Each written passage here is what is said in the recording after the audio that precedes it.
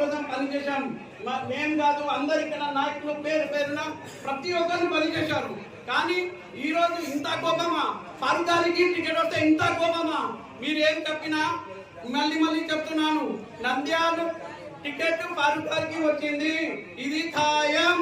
ఇంకా